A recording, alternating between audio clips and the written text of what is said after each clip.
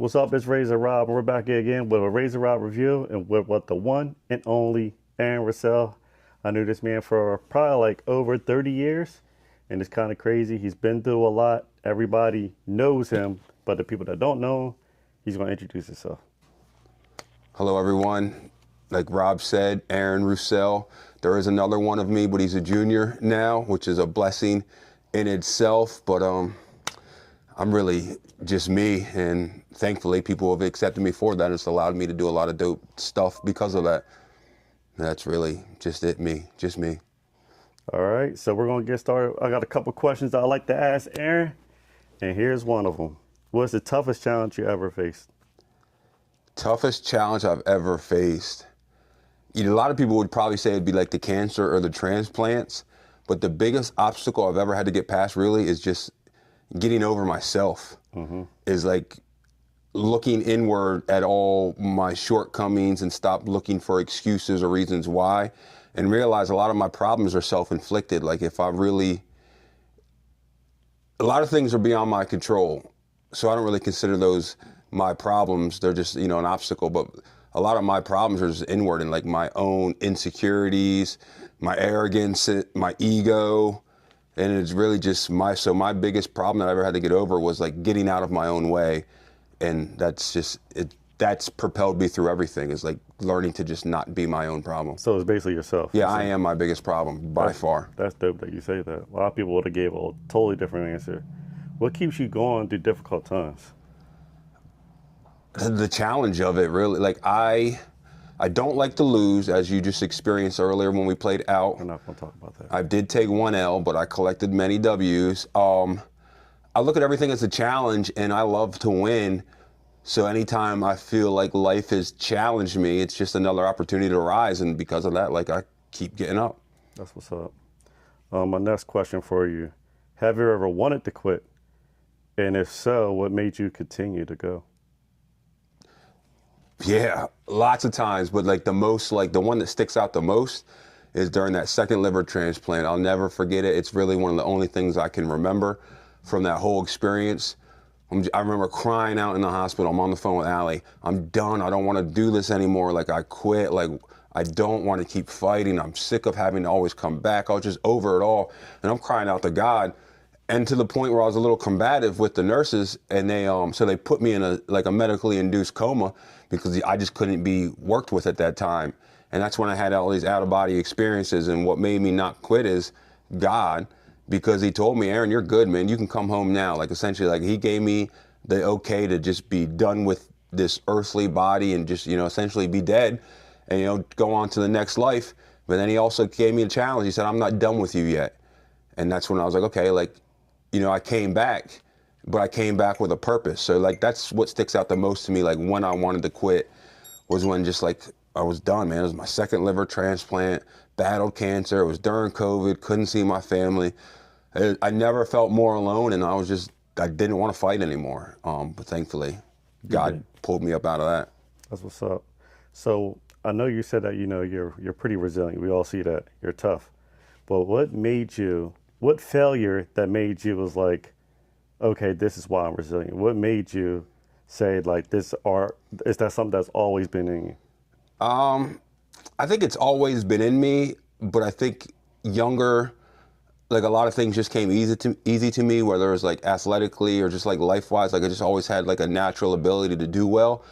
So I never had to work hard, but as you become a parent and you start realizing how many kids look up to you, and so it got to the point where it's like, if I'm telling these kids to work hard, bet on themselves, be all in, stop putting half efforts, how can I say it if I'm not willing to do it? And because of that, mindset that these kids, that I'm trying to preach to these kids, it inspired me to just be better. So every time I faced the obstacle, I just kept going. There was no more, I can't quit, because it wasn't just fighting for me. I want to see my kids. I got to see my daughter graduate when everyone didn't think I was like, so just like my kids directly, but even every kid in the community and the network of other people that like are in my corner, like I really don't feel like I could fail because I'm backed by so many. It's just the only way I fail is if I quit. So I just keep going. Okay. How do you handle setbacks or disappointments? I get mad, frustrated, But then I just look at it as like it's just a reroute. I explain it a lot as like, you know, we have our plan, but the universe has its plan, and our plan don't mean a thing compared to the universe. Facts. But if we truly feel in our heart that our purpose is and it's in our plan, we don't know how we're going to get there. We just got to keep going, and the universe is going to guide us on our path. But we got to be willing to kind of take our machete and, you know, figure it out and just trust our instincts. So that's like, I just trust the universe and just keep going. Like I just don't stop. How do you stay positive during hard times? I don't know. I honestly have no idea because it's exhausting. I get on my own nerves because there's some days I just want to be sad and mad and frustrated with the situation, especially like, you know, I've been looking back at a lot of pictures of me before I got sick, and I'm like, damn, bro, like you were 6'4", 220 pounds, like you were a physical specimen, like you looked great, and now you look like a crackhead. So it's like, but it's just everything, man. Like it's beyond my control. So like I could sit here and cry and feel bad for myself and just look for sympathy and want everyone to feel bad for me, or I can just get up and keep going and just understand like it is what it is. And like I thought that saying so corny, but like once you accept things that are beyond your control for they are what they are, you stop worrying about that and you focus on things you can control. And it's corny and everybody says it, but it's real.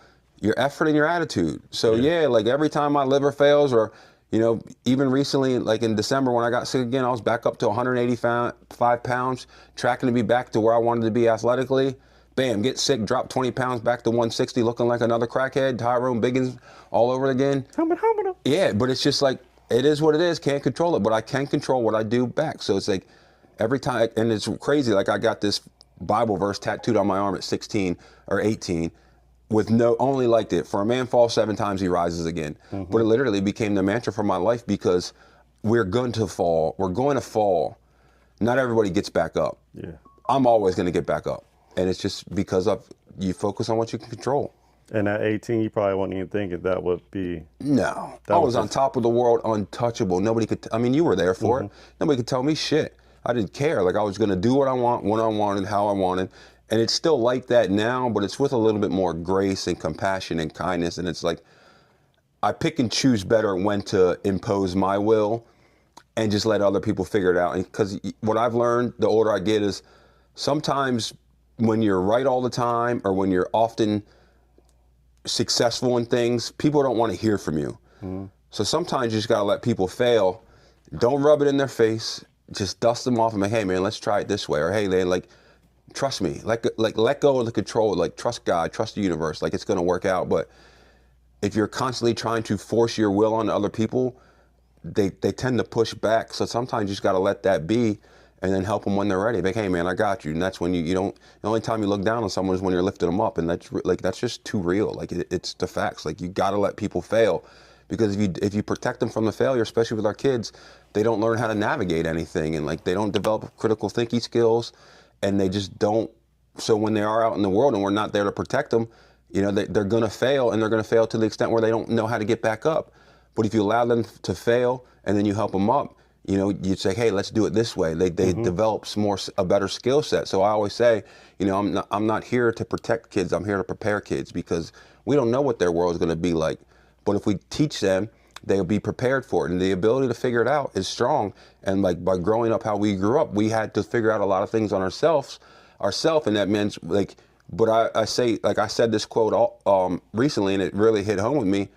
Rock bottom is the beginning of building the mountaintop. Facts. You know what I mean? So if you want that mountaintop, you got to build it with a strong foundation. And like a lot of people want the mountaintop, but they don't want to build the base. And like, we're building the base, and like we're climbing down. Like that's the beauty of this life is, yeah, I don't have everything. I don't have the nicest facility. I live in a very modest home. I don't have money where I can just make it rain all the time. I have everything I need, and I'm climbing.